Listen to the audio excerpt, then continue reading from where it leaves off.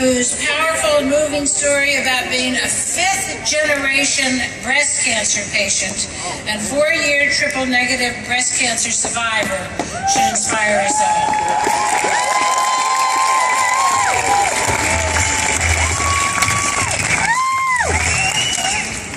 Well, how about that sunshine? I was going to add another chant. More water, more water. Stay hydrated, that's for certain. But thank you so much for having me here today. I'm pleased to join you for this rally for medical research to represent the American Heart Association and almost 84 million Americans who, like me, cope with some type of heart disease every day. It's hard to believe it's been almost 13 years since my struggle with heart disease, the nation's #1 killer, began. The day happened like any other. Woke up in the morning, decided to go to the gym for an exercise to our YMCA in Charlotte, and my heart just stopped. And luckily, a Good Samaritan came to my rescue, who was a local physician, and happened to be in the gym that morning working out as well. He performed the life-saving CPR on me.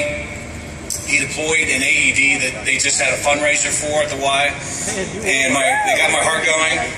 They shocked me with an AED, and a strong medical team continued the life-saving process on the way to the emergency room.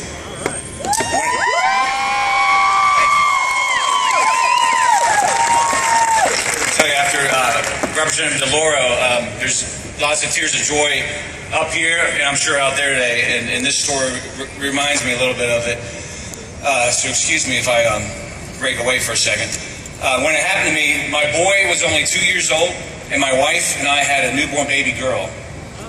We had just built a new home for a growing family. In short, I was living the American dream. So I thought, what if I fainted on 2 separate occasions while exercising at my YMCA, which happened.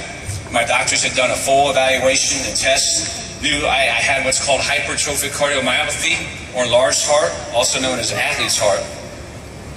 And it's a cardiac disease marked by a thickening of the heart muscle. But back then, they did not know that I was a ticking time bomb with a very short fuse.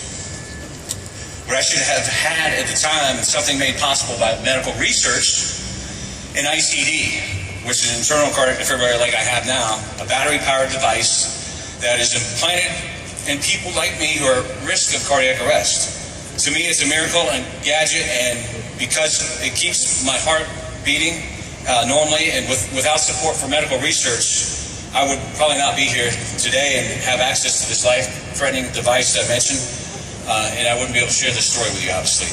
So 40% of Americans will have experiences with cardiovascular diseases like me. In my mind, that's way too many. Families will be touched by this killer way too often. And for my own children and the health of generations to come, we must make funding for medical research a national priority. We cannot give up this fight. Congress must restore